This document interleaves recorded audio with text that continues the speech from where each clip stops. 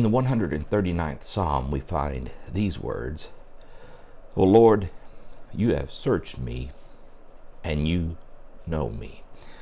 I find myself constantly amazed at the ways in which God responds to the needs of our lives, the ways in which God interrupts us, disturbs us, if you will, and enhances the very moment we find ourselves in.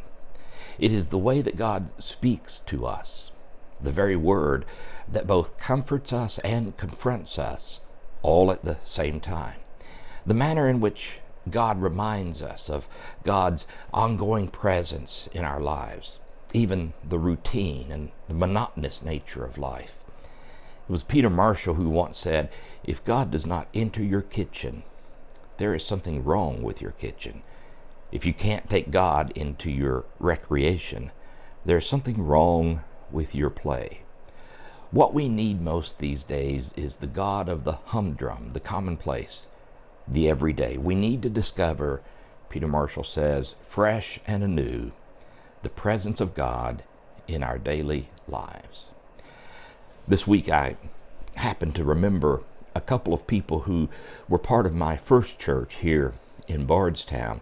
They were a very sweet couple who made a profound impact upon my life and, I would say, upon my ministry. Their names were Hewley and Ineth. They were a remarkable couple, and they were devoted Christians. Hewley and Ineth have since passed away. When I knew them at my first church years ago, they were already well into their retirement ages. Hewley would often take the time when they came to church on Sunday morning to pick people up who didn't have a ride to church. As I got to know them and as I spent time in their home, I was inspired by their daily prayer life. It went something like this. Before they did anything else, at 6:30 in the morning, they would sit at the breakfast table, and together they would share a devotional. When I would visit with them, you could see the Bible, you could see the devotional book on their table, you could see that they both were worn, and you knew that they were serious about taking that time together.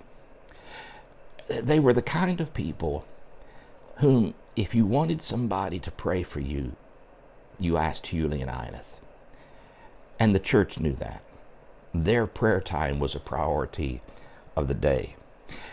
Over our time at Bardstown, Hewley would come and meet me at the church once a week. And together we would go into the sanctuary and we would spend some time in prayer. Hewley always led it, and I was grateful.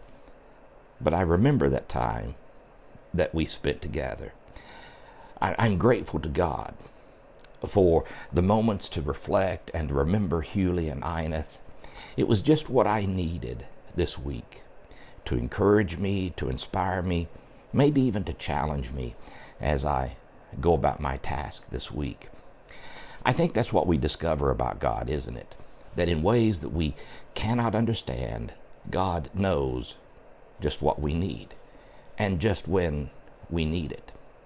At the moment we think God cannot be anywhere near us, God reveals God's presence to us, reminding us God is always with us. I think that's what I like about this psalm. It reminds me of the attributes of God that I so easily forget. The first thing that David reveals to us in this psalm is this: Lord, you know all about me.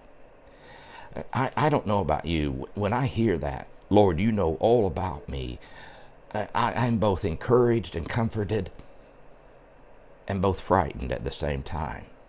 I suspect when we think about God knowing all about us, we don't often think about the fact that He knows all about us.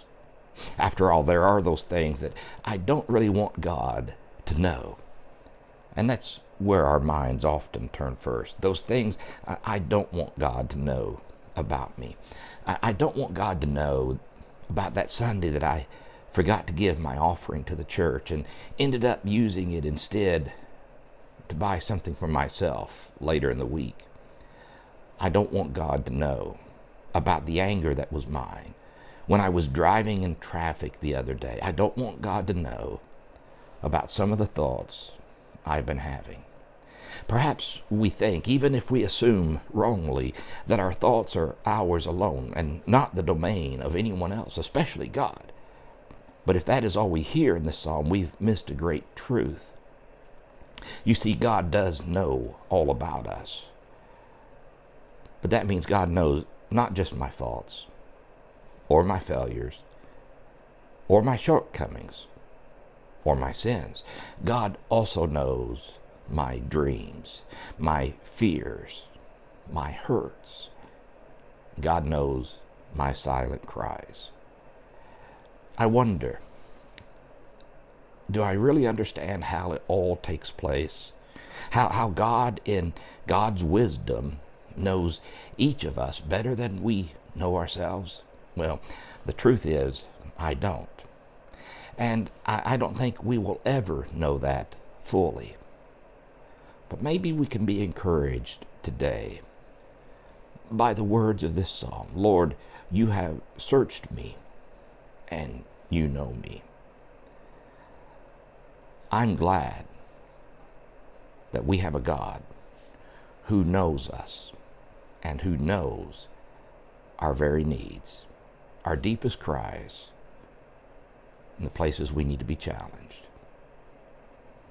That's God who loves us and who cares for us. I appreciate you taking the time to watch this video devotion today.